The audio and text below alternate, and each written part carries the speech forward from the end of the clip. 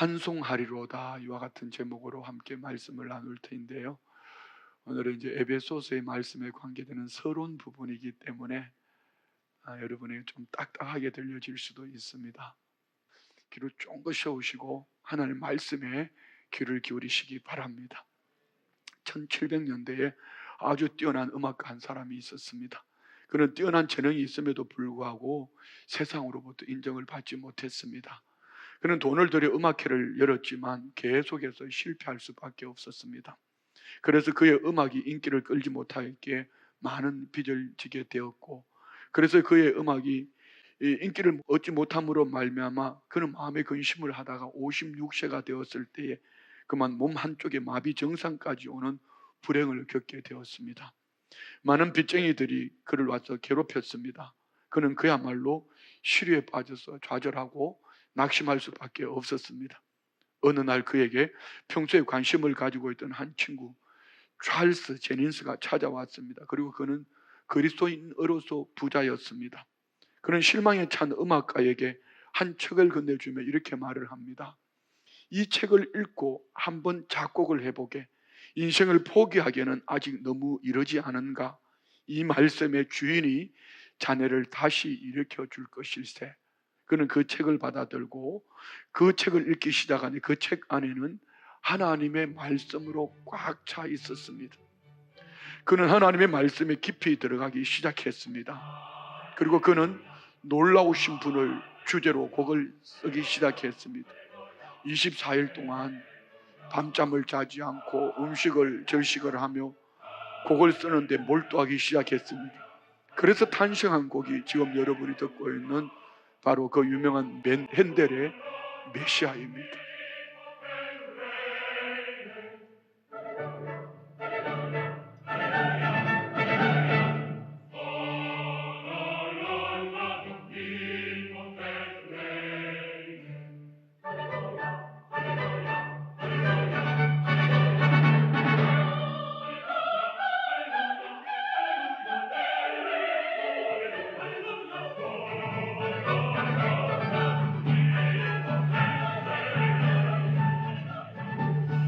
자, 이 메시아의 첫 머리는 이사야 40장 1절 말씀으로 시작합니다. 너희는 위로하라, 내 백성을 위로하라. 자, 이사야서는 1장부터 66장까지 이루어져 있습니다. 둘로 나누면 1장부터 39장까지는 하나님의 경고와 심판입니다. 그리고 40장부터 66장까지는 위로와 소망인데, 특별히 40장부터 55장까지는 위로와 소망에 대해 핵심으로 말씀을 전하고 있습니다. 왜 이 말씀을 주셨을까요?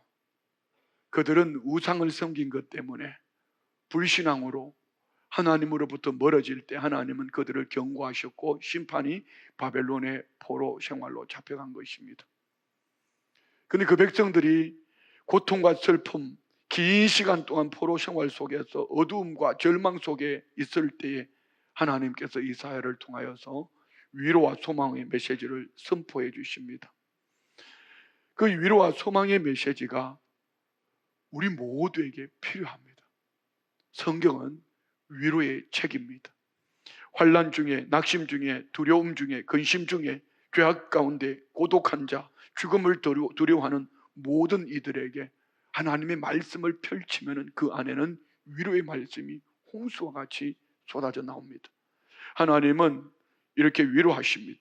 환난 중에 있는 자들에게는 시편 50편 15절 말씀에 환난 날에 나를 부르라. 내가 너를 건지리니 네가 나를 영화롭게 하리라. 환난 속에 있는 사람에게는 너 내게 부르짖으라. 내가 너 건져줄게. 그리고 너로 말미암아 내 영광을 드러낼 거야. 자, 여러분 어떤 환난 속에 있습니까? 아버지 하나님 앞에 부르짖으십시오. 그러면 하나님, 위로의 하나님이 여러분을 통하 영광을 받으실 일들로 건져주실 줄 믿습니다. 이렇게 낙심 중에 있는 자들을 위로하시고 특별히 두려움 가운데 있는 자들을 이렇게 위로하십니다. 이사야 41장 10절 말씀에 두려워하지 말라, 내가 너와 함께함이라. 놀라지 말라, 나는 네 하나님이 됨이라. 내가 너를 구세게 하리라. 참으로 너를 도와주리라.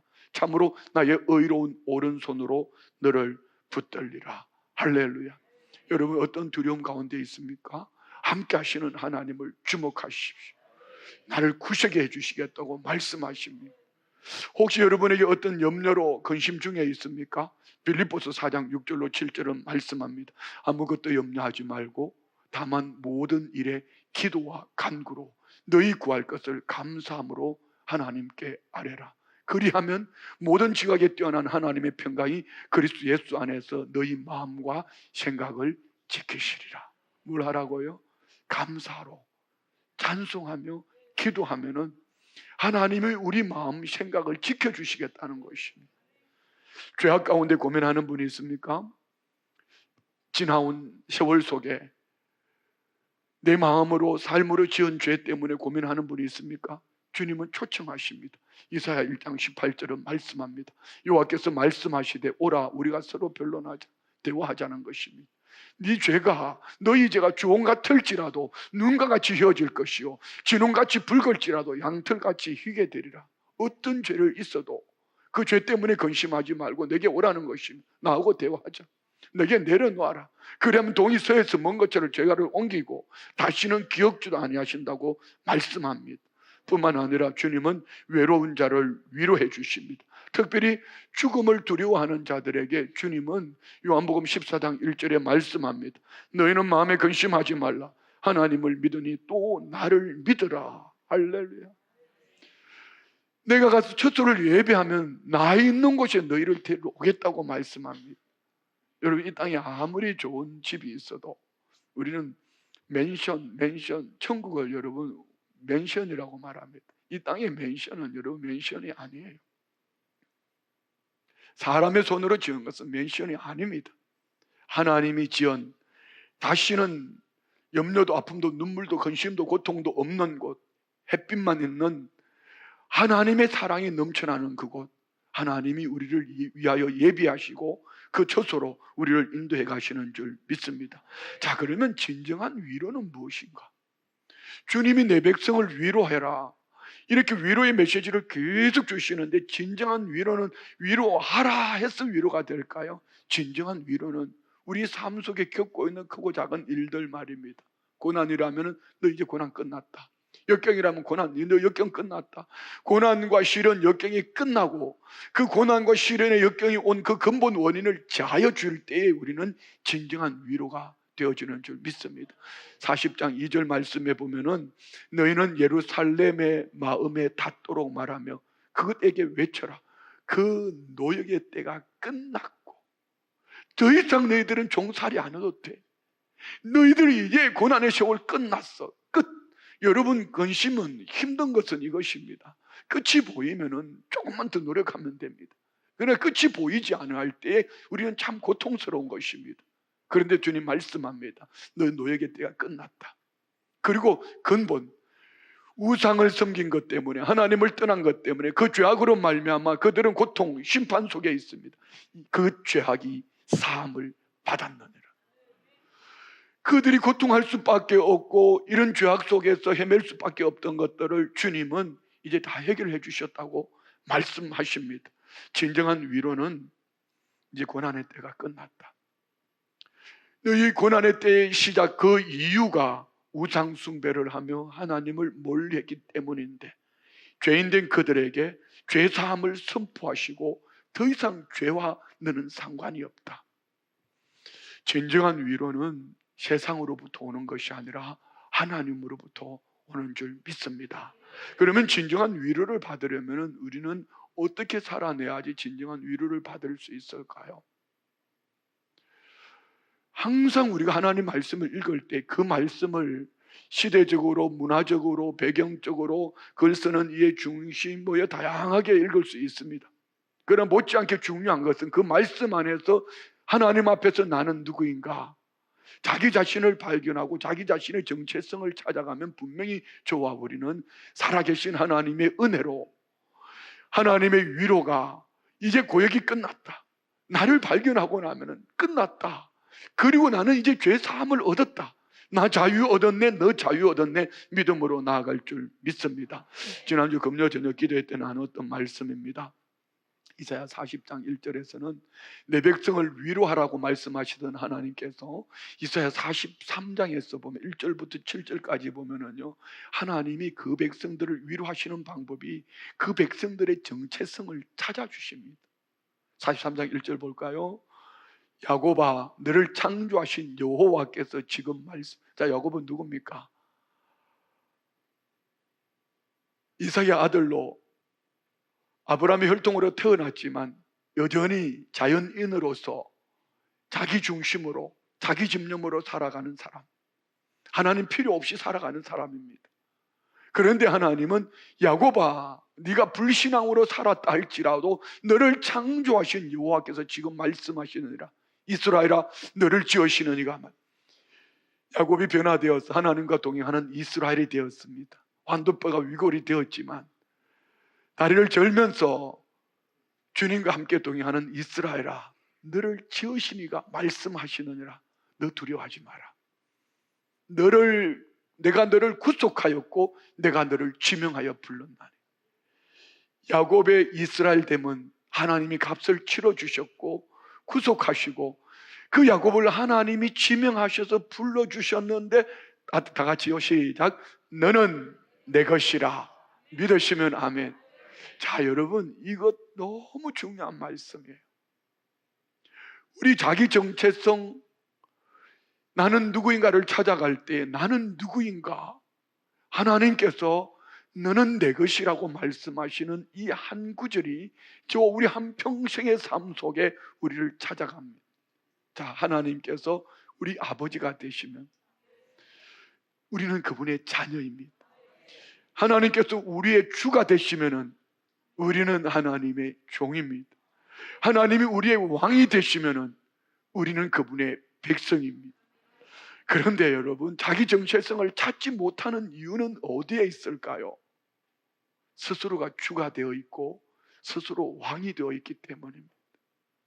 내 생각이, 내 경험이, 내가 살아온 방법이, 내가 알고 있는 것이, 그 지식이, 그래서 스스로 주 되시는 주님께 묻지 않고 왕 되시는 하나님 앞에 넙죽 엎드려서 왕이시여 이러할 때는 어찌하오리까, 왕께 묻지 않고 스스로 주가 되어 갈 때에 주님이 보이지 않고 나는 누구인지 자기 정체성을 찾을 수가 없습니다.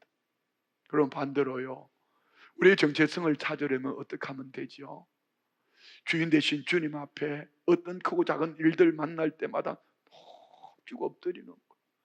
그리고 왕 되신 하나님 앞에 엎드려서 눈을 들어보면은 그분이 나의 아버지고 그분이 나의 주고, 그분 앞에서 나는 그분이 주인이시고 창조주 하나님이 나를 지으신 분이 나의 아버지요 나의 주가 되시니 그분이 말씀하시는 대로 아멘하고 순종하고 나가면은, 그리고 그 다음은 어떤 일, 환경, 사람, 형편을 만나도, 물 같은 시험, 불 같은 시험을 만나도 임마누엘의 주님이 침몰하지 못하게 할 것이요 불이 사르지 못하게 하실 줄 믿습니다. 2절은 말씀합니다. 다 같이요. 내가 물 가운데로 지날 때에 내가 너와 함께 할 것이라.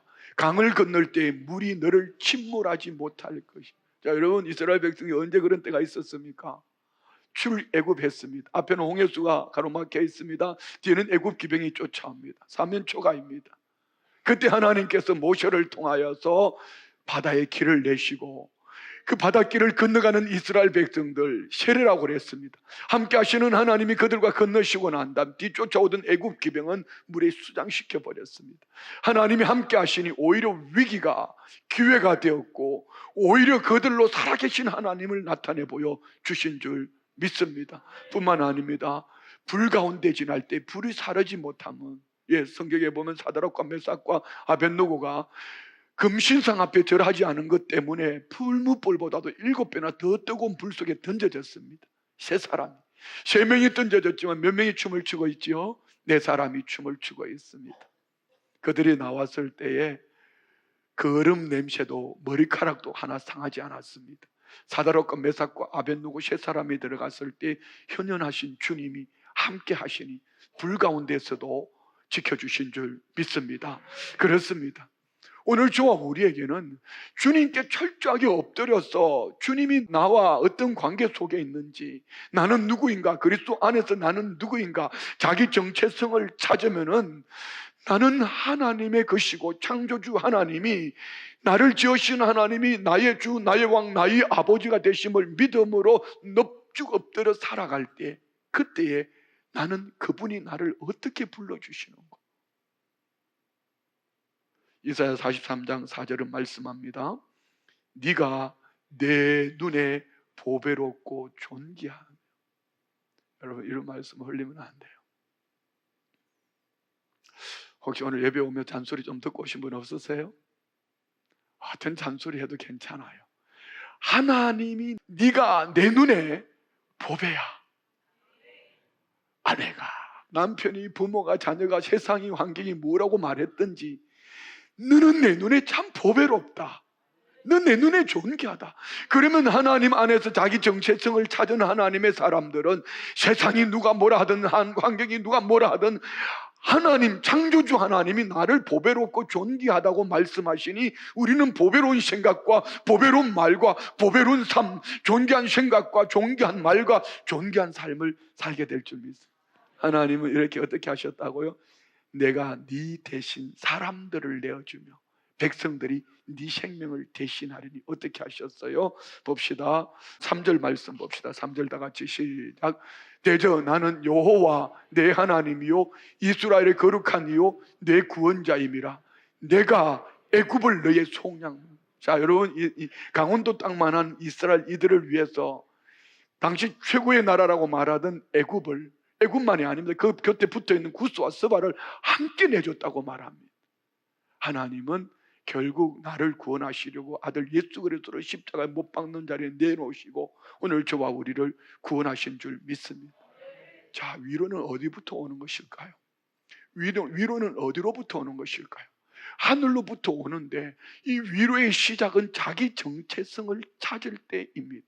나는 누구인가? 예수 그리스도 안에서, 하나님 안에서 그분은 나는 누구인가? 철저하게 종의 자리에, 낮은 자리에 낮아질 때, 그때 창조주 하나님이 보이시고 나를 지으신 그분이 보이고 그분으로 말미암아 그분이 내게 보배롭고 존귀하게 여겨주시니 세상이, 환경이, 사람이, 인생길 가운데 어떤 물 같은 시험이, 불 같은 시험이 다가와도 흔들리지 아니할 믿음의 사람으로 승리할 줄 믿습니다. 지금 우리에게는 하나님의 위로가 필요합니다. 특별히 우리 청년들에게, 우리 젊은 세대들에게 3포, 5포, 7포, 9포 헬조선 아닙니다. 하나님 살아계십니다. 살아계신 하나님 앞에 바른 정체성, 자기 가치관을 가지고 쓰면은 분명히 하나님께서 그 가운데 때를 따라 도와주실 줄 믿습니다. 교회는 지금 위기 가운데 있습니다. 북미로, 유럽으로부터 불어오는 이 사회적인 여러 가지 샘 바람으로 말미암아, 유라굴라 같은 광풍으로 말미암아 우리나라도 국회의원들이 악법을 계속 발의하고 있습니다. 차별금지법, 동성애법, 무슨 가정건강법 하면서 반성경적, 어떻게 하면은 그 배후에는 사탄이 교회를 무너뜨리는 계획이 있죠. 이러할 때 교회는 무엇을 해야 될까요? 바른 가치관, 바른 정체성을 찾지 못하면 절대로 위로와 소망을 얻지 못합니다. 교회는 머리 띠두르고 피켓 들고 나가서 거품 물고 항의하고 이런 것이 교회가 아니라 필요하면 해야죠. 그것도 해야 됩니다. 필요하면요.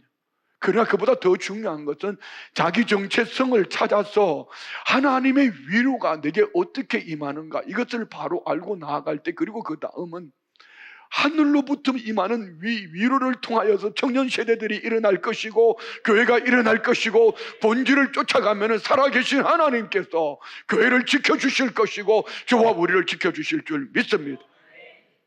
여기까지가 서론입니다. 자, 지금부터는 한 가지를 나눌 텐데요. 이제 앞으로 남은 후반기에는 에베소서 1장 오늘 1절부터 3절이 말씀을 나누고요. 에베소서 말씀을 가지고 함께 나눌 것입니다. 에베소서 말씀 속에서 오늘 우리가 찾아야 될 것은 하나님의 위로입니다. 자기 정체성입니다. 교회의 정체성 말입니다. 로마서가 죄인된 인간들에게 임하는 복음이었더라면 에베소서는요, 복음 중에 복음, 하늘로부터 임하는 복음의 메시지입니다. 그래서 에베소서를 통하여서 우리 모든 성도님들 안에 자기 정체성을 발견하고, 그리고 하나님의 위로를 받고 우리 교회가 시대 앞에 귀하게 쓰임받는 이런 은혜가 있기를 주의 이름으로 축원드립니다. 바울 사도가 서신을 보내는 이 에베소는 사도행전 18장 18절로 21절 말씀에 보면은 2차 전도 여행 마지막 자락에 그곳을 방문하고 잠깐 복음을 나누고 브리스길라 아굴라 부부를 그곳에 남겨두고 떠납니다.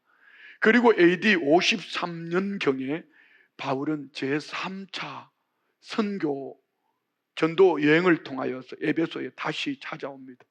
그리고 3년 가까이 머물면서 그곳에서 복음을 전했는데요, 그 복음 전한 결과가 어떻게 되었을까요?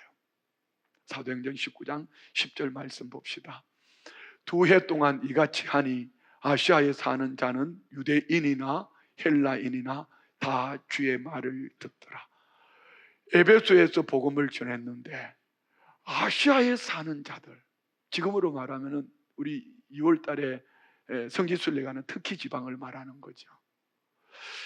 에베소 이 지역 중심을 한 그 주변에 많은 교회들이 세워졌습니다. 유대인이나 헬라인 모두가 바울이 전하는 이 복음을 듣고 주의 말씀을 들었더라. 단순한 귀로만 들은 것이 아니라 그들이 복음을 영접했더라는 것입니다.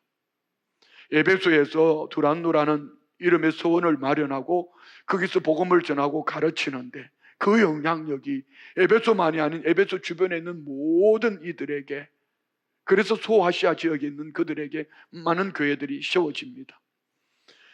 미신과 우상을 섬기던 수많은 사람들이 주님 앞에 돌아와서 예수 그리스도를 영접하고 그리스도인이 되었습니다. 에베소는 그 당시 소아시아 복음 전략적 거점 도시로 세워진 것입니다. 바울이 훗날 이 도시에 세워진 에베소 교회를 향해서 로마의 옥중에서 다시 편지를 쓰게 됩니다. 그때가 이제 바울이 순교당하기 직전이죠. AD 62년경입니다. 바울이 에베소를 처음 찾았던 때와 그 이후에 10년이 지난 시점에서 그는 로마 옥중에서 에베소 교인들이 신앙이 흔들리지 않도록 왜 이 편지를 썼을까요? 거대한 세속화의 바람 속에서, 로마의 문화 속에서 그들은 흔들리고 있었습니다. 더 위대한 보화, 하늘 보화, 복음의 보화가 그들에게 있다는 것을 편지를 써서 그들을 견고케 하는 것이죠. 오늘 이 말씀을 듣는 여러분 모두도 마찬가지입니다. 만몬신이 교회를 장악하고 있습니다. 세상 권세가 교회를 장악하고 있습니다. 이러한 때에 우리의 가치관이, 정서가 흔들리기 시작한다면 여러분은 교회는 교회가 되지 못할 것입니다. 우리는 성시성교회 대회를 통하여서 큰 은혜를 입었습니다. 교회는 주님의 몸으로, 주님과 연합된 교회를 통한, 하나님은 이 시대 앞에 크게 그리스도의 영광을 드러내기를 원하는 하나님의 소원이 예비되어져 있는 줄 믿습니다. 자, 그러면은 먼저 우리가 볼 것은 에베소서를 쓰는 바울을 조명을 해 보셔야 합니다. 바울 안에서 저와 우리를 발견할 수 있기를 바랍니다. 바울의 모습 속에서 내 모습은 어떠하며 바울은 그러한 때 어떻게 살아냈는가를 바라보며 우리 모두 또한 바울과 같은 이런 가치관, 이런 신앙관으로 승리할 수 있다면 여러분 한평생 믿음으로 부양을 얻고 살다가 다시 오실 주님 앞에 설 때에 우리는 바울과 같은 이런 칭찬과 상을 얻게 될 줄 믿습니다. 자, 제가 숫자를 몇 가지 말할 테니까 기억 안 하셔도 괜찮습니다.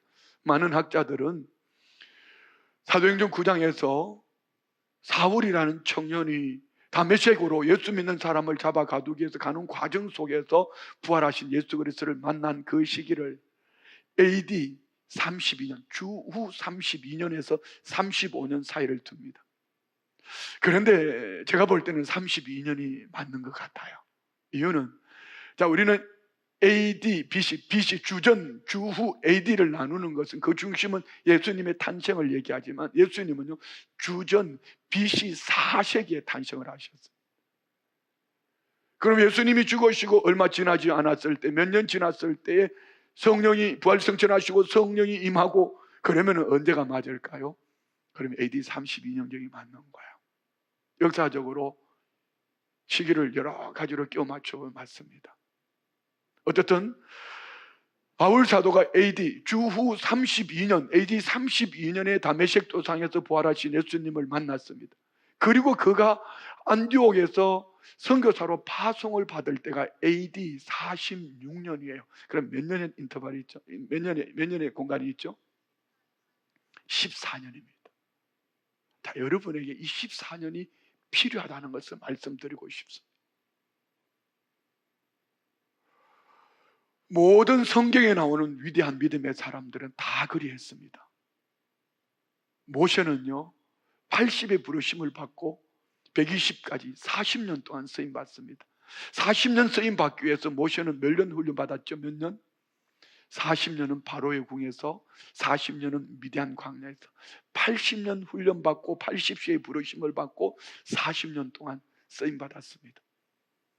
다윗은 사무엘상 16장 12절 13절에 사무엘로부터 기름 부음을 받고요, 이스라엘 나라의 12지파 왕이 되기까지는 근 20년요 15년 이상 세월을 도망자로 3,000명의 사울왕 군대를 쫓아서 인하여 도망자로 살았습니다. 그리고 허송 세월이었을까요? 그렇지 않습니다. 모세에게 있어서 바로의 궁 40년이 없었더라면 애국왕 바로 앞에 나가서 어떻게, 그리고 모세에게 있어서 40년 미디안 광야 생활이 없었더라면 그 불순종하는 이스라엘 백성들은 어떻게 광야길을 지날 수 있었을까요?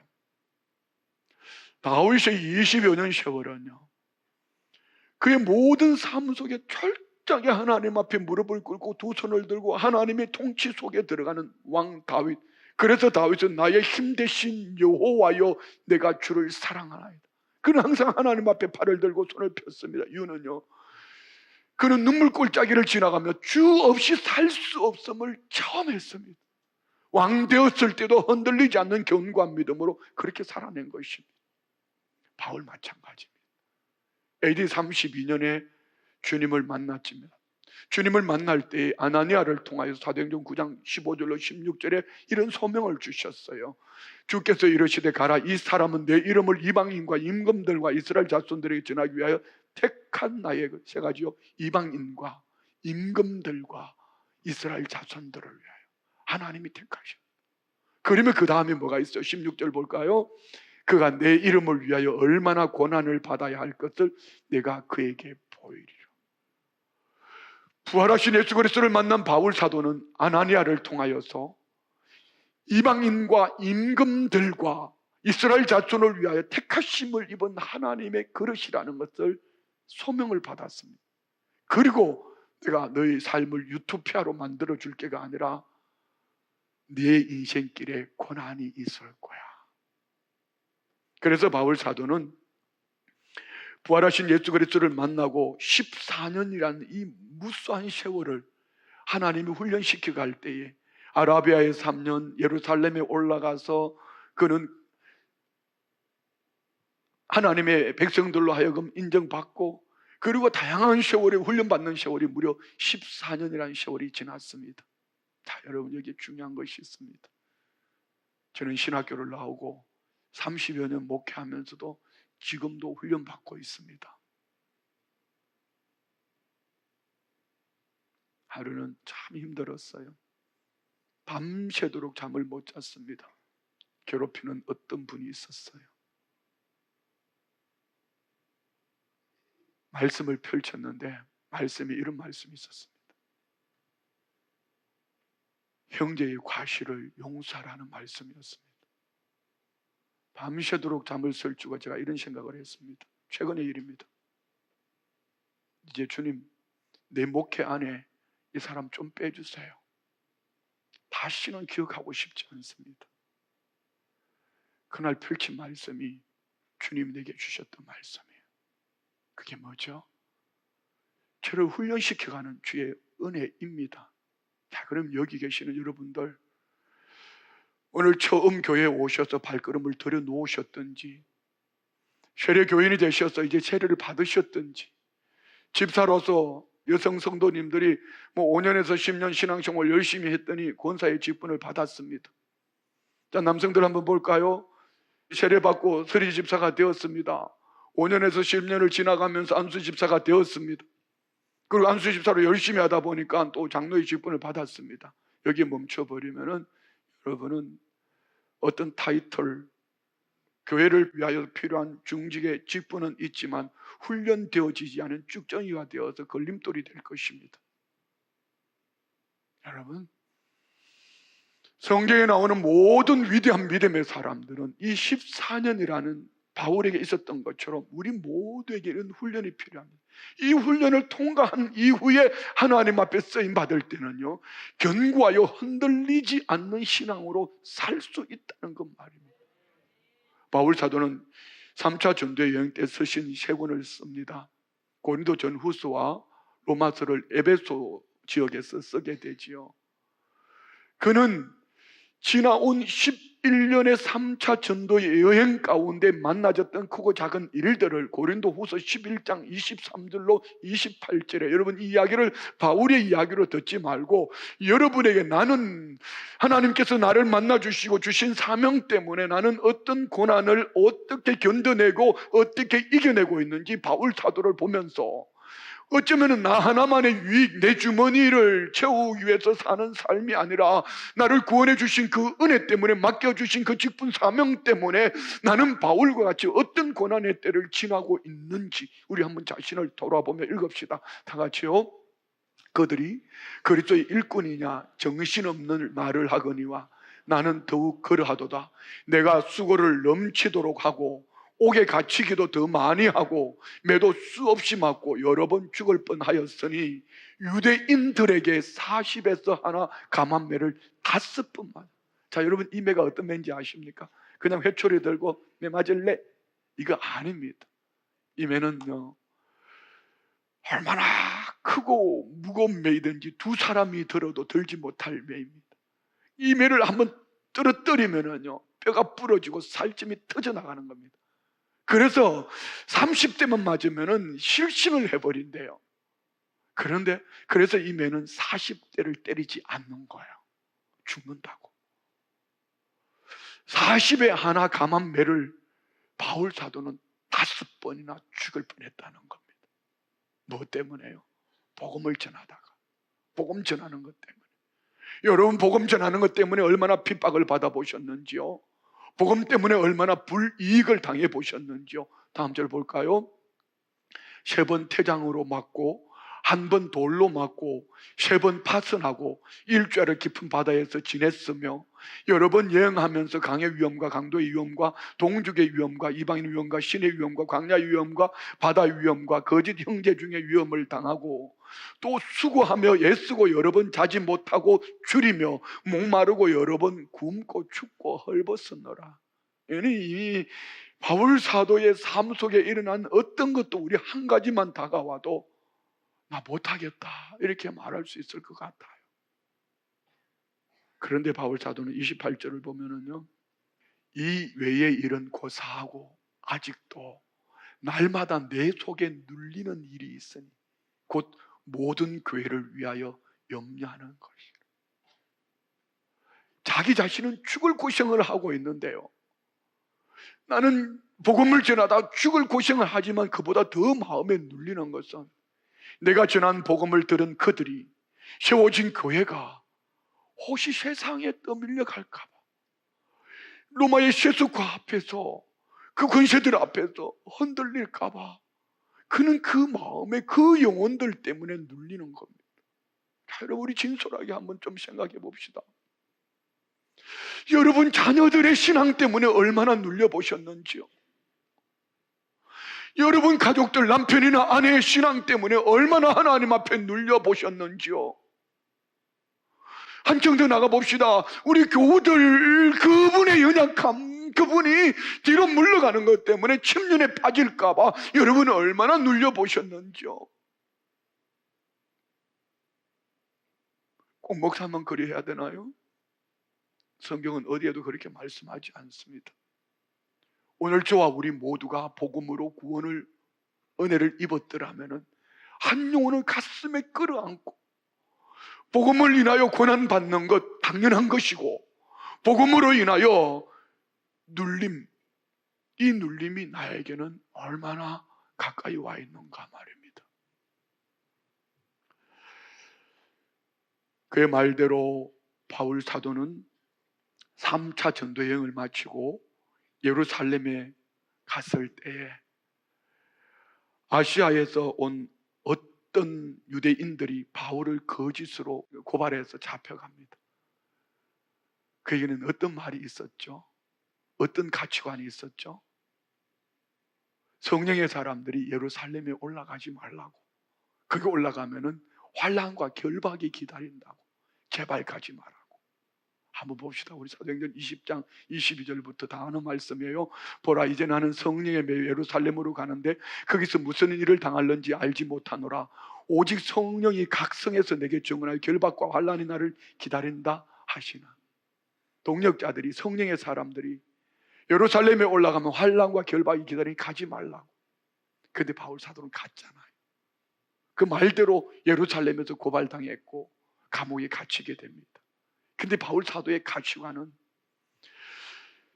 14년 세월 동안 훈련되어지고 준비되어진 바울 사도, 그리고 11년 동안 복음을 위해 죽자 사자 달려왔던 그 마음의 짓눌림, 그 영혼들을 향한 짓눌림 감당할 수 없어 그는 24절에 이렇게 외칩니다. 큰 목소리로요. 내가 달려갈 길과 주 예수께 받은 사명 곧 하나님의 은혜의 복음을 증언하는 일을 마치려 하면은 나의 생명조차 조금도 귀한 것으로 여기지 아니하나. 자, 여러분, 우리는 이런 말씀을 보면은요 엄청 도전이 되고 부럽습니다. 이런 말씀을 보면 이렇게 말하지 않아요. 세 발의 피라고. 내 신앙을 돌아보면. 그러나 우리 또한 바울 사도처럼 이런 가치관과 이런 신앙관을 가지고 있으면 어떤 사람 환경 형편 속에서도 바울 사도와 동일한 은혜의 삶을 살아갈 수 있도록 성령님이 도우실 줄 믿습니다. 이의 말대로 바울 사도는 예루살렘에 올라갔고 아시아에서 온 유대인들로 말미암아 붙잡혀서 예루살렘에서 2, 3일 정도 투옥되어 있다가 가이사랴로 끌려가서 2년 동안 감옥살이를 하고 또 로마로 가서 2년살이 감옥살이를 하고 그는 순교를 당합니다. 4년 동안 투옥되어 있는 과정 속에서 로마에 있을 때에 그는 이 에베소서를 씁니다. 에베소서는 바울이 좋은 환경 속에 있을 때 기록한 성경이 아니라는 것이죠. 순교 직전의 말입니다. 글 쓰는 분들이 커피잔 놓고 담배 하나 물고 말입니다. 깊이 묵상하며 좋은 환경 속에서 쓰는 그런 글이 아니라 감옥 속에 갇혀서 언제일지 오늘일지 내일지 모르는 그 죽음의 위기 앞에서 그는 옥중서신이라고 네 가지 에빌, 골빌, 에베소서, 빌립보서, 골로새서, 필레몬서 이 네 가지를 썼는데 그 내용이 거의 비슷해요. 바울이 개척했던 교회들로부터 들려오는 소식이 좋지 못했기 때문입니다. 1차, 2차, 3차 전도 선교 여행을 통하여서 개척했던 교회들 안에 여러 가지 갈등과 다툼과 분열이 일어납니다. 에베소 안에 보면은 이제 도둑질 하지 말라고 말합니다. 이렇게 거룩한 교회가 좋은 교회 안에 도둑이 있었다는 것입니다. 그럼 혹 우리 교회 안에 도둑이 없을까요? 도둑만 있겠어요? 사기꾼은 없을까요? 미안해요.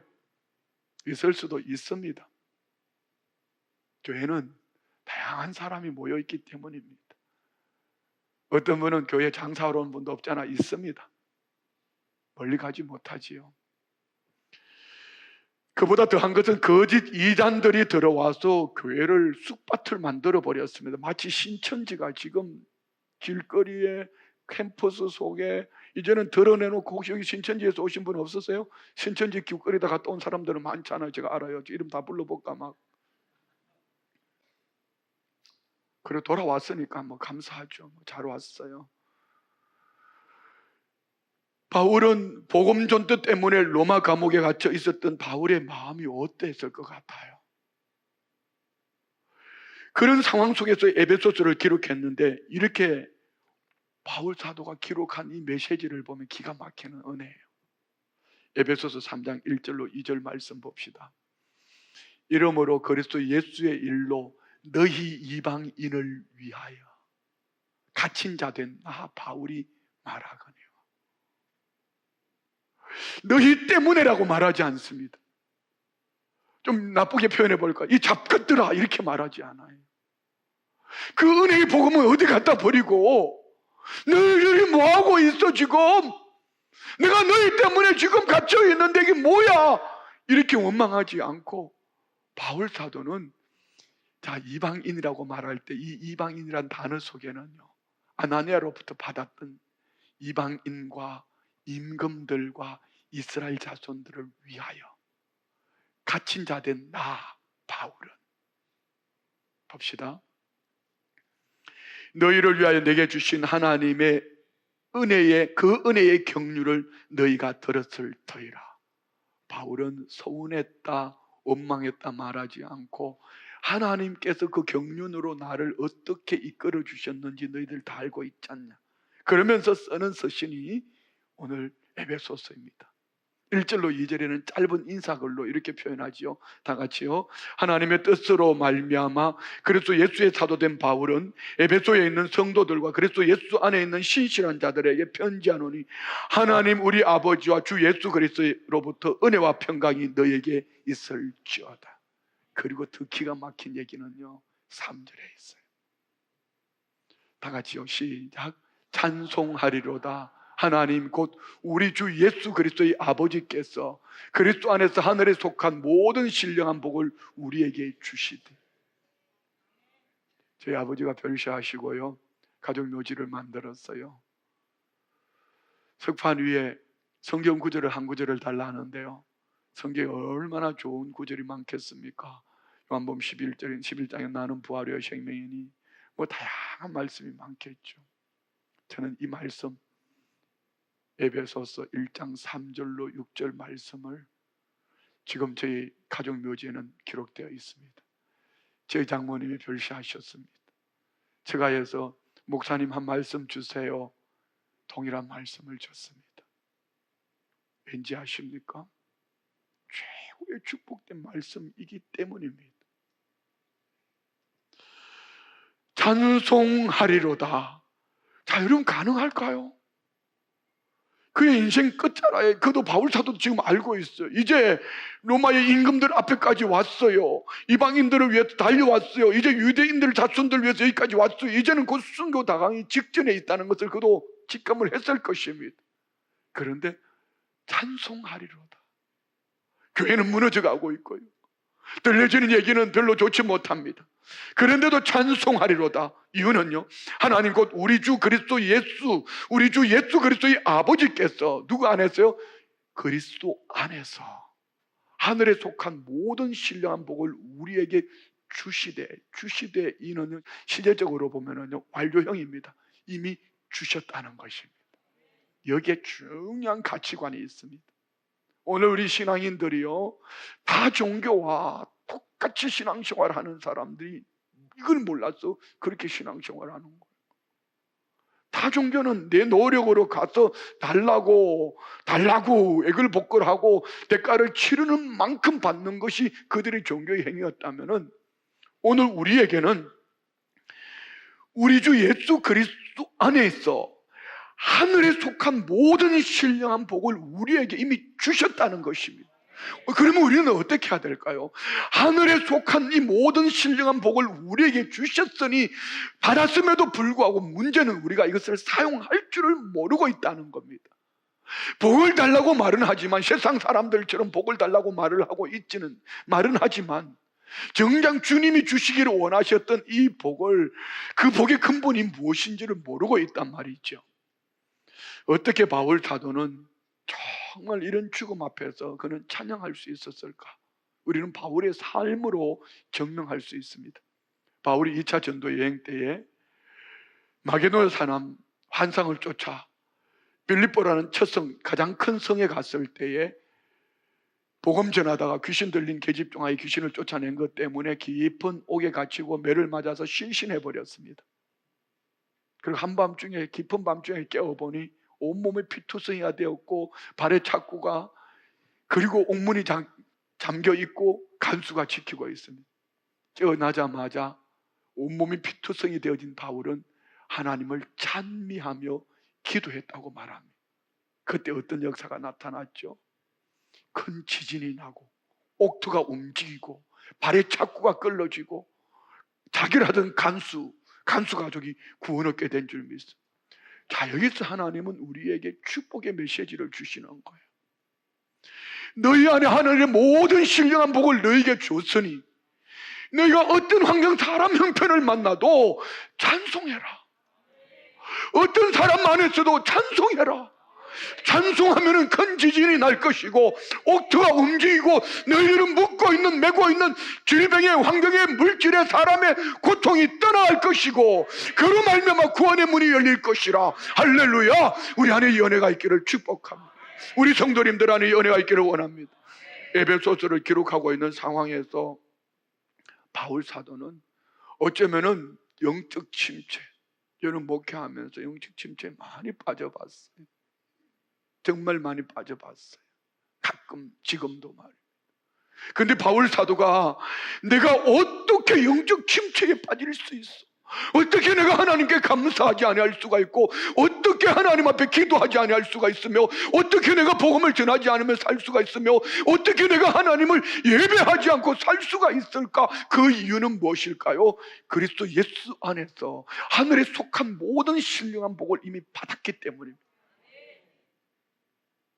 죽음은 그에게 있어서는 상급과 영원한 하늘나라 칭찬과 하나님을 배워올 뿐 아니라 하나님이 예비하신 그 영광을 눈으로 보는 기회라는 것이죠.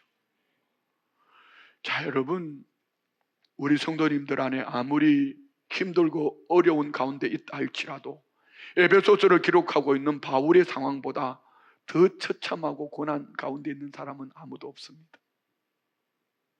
바울은 그런 상황 속에서 침륜 가운데 빠지지 않고 너 때문이야 이렇게 말하지 않습니다. 바울은 하나님을 찬양할 수밖에 없는 이유를 다음 주에 나누겠지만요, 1장 3절로 14절에 크게 세 가지로 말합니다. 3절부터 6절까지는요, 나를 구원하신 하나님의 그 크신 은혜와 사랑 때문에, 7절부터 12절까지는 구속해 주신 예수 그리스도의 그 은혜와 사랑 때문에, 그리고 13절 14절은요 보증해 주신 성령님의 기름 부으신 은혜 때문에.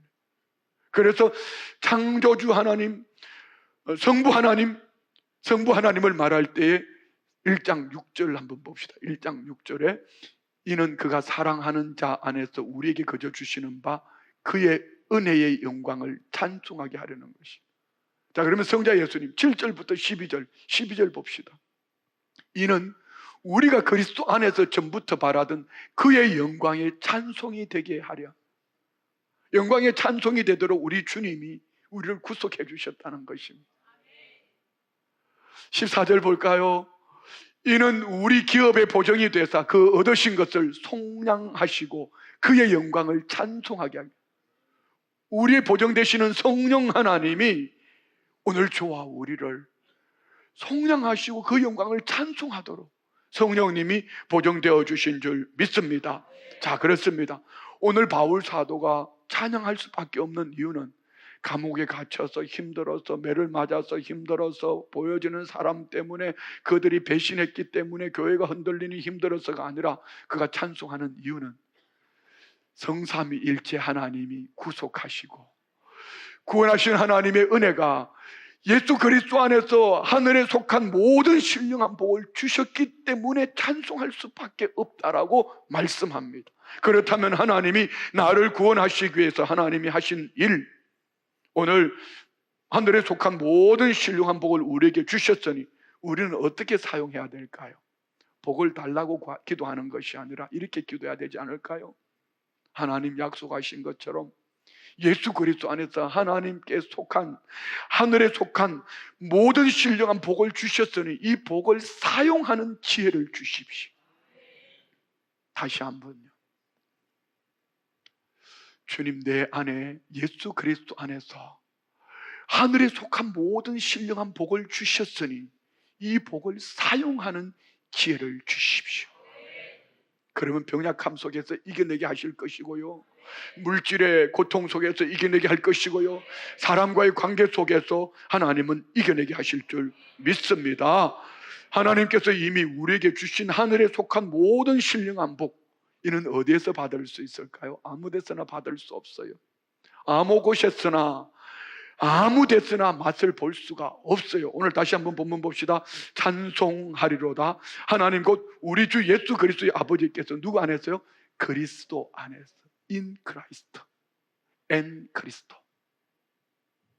이 모든 하늘에 속한 모든 신령한 본 예수 그리스도 안에 있을 때, 다시 말씀드릴게요, 예수를 생각하고 예수로 말하고 예수로 살아갈 때 하늘의 모든 신령한 복이 내 것이 되어서 어떤 환경, 사람, 형편을 만나도 나의 정체성을 찾을 뿐 아니라 그 안에서 하나님의 자녀답게 우리는 찬송하며 승리할 수 있는 줄 믿습니다.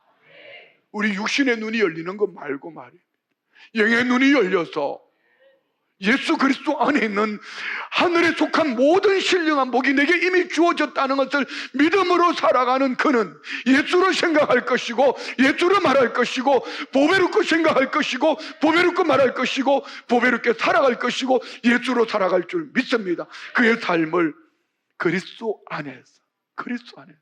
고린도후서 5장 17절 말씀 보십시오. 그런즉 누구든지 그리스도 안에 있으면 새로운 피조물이라, 이전 것은 지나갔으니 보라 새 것이 되어.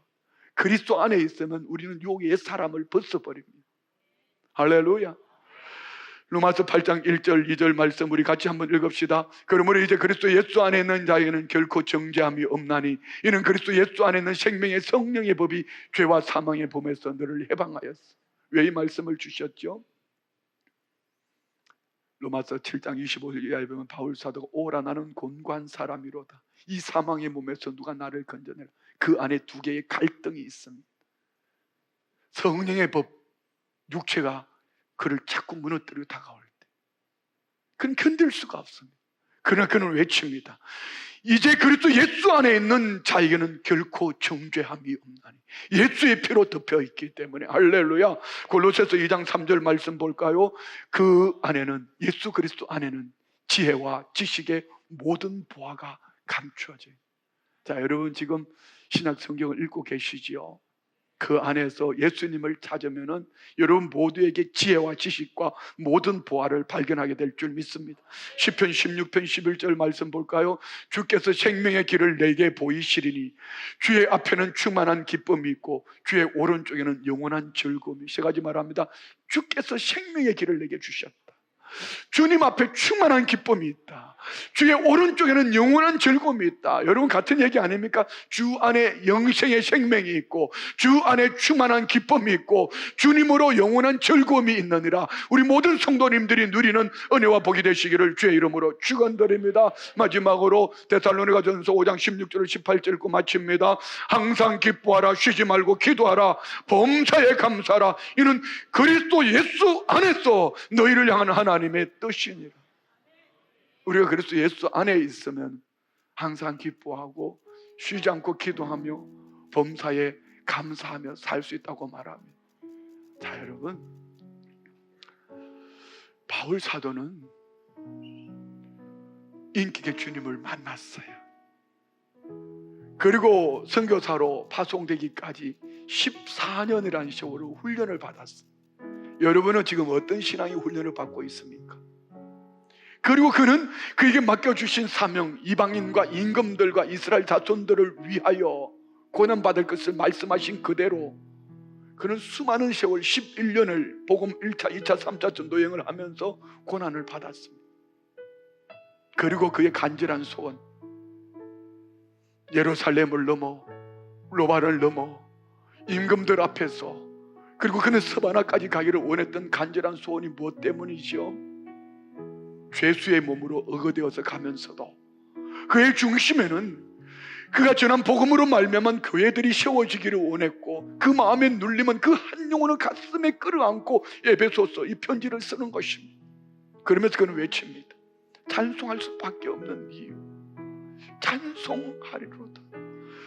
찬송하리로다. 무엇 때문에요? 오늘 우리 내 안에는 그리스도 예수 안에 있는 하늘에 속한 신령한 복을 이미 우리에게 주셨기 때문에 우리는 어떤 환경, 사람 형편 속에서도 얼마든지 예수로 생각하고 예수로 말하고 예수로 살며 그리스도 안에 있는 생명의 성령의 법이 충만한 나의 삶으로 기쁨으로 넘쳐나게 하실 줄 믿습니다.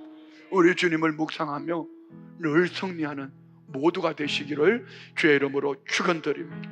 다 같이 일어나셔서 우리가 믿음으로 고백합니다. 찬양합니다. 날마다 숨쉬는 순간마다,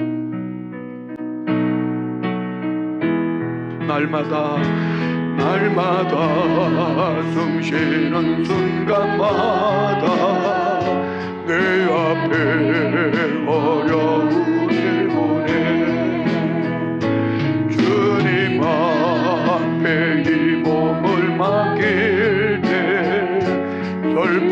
슬픔없네 두려움 주님의 그 자비로운 손길, 주님의 그 자비로운 손길 항상 좋은 것 주시도다. 사랑스레 아픔과 기쁨을 수고와 평화와 안식을 날마다 주님 내 곁에 계셔 자비로 날 감싸주시네. 주님 앞에 이 몸을 맡길 때 힘주시네 위로함 주네.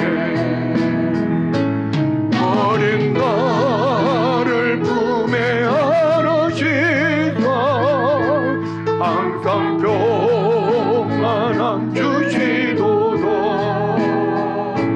내가 살아 숨을 쉬는 동안 살피신다 약속하셨네. 인생의 어려운 순간마다 주의 약속 생각해보네. 내 맘속에 믿음 잃지 않고 말씀 속에 위로를 얻네. 주님의 그 주심 바라보며 모든 어려움 이기도다.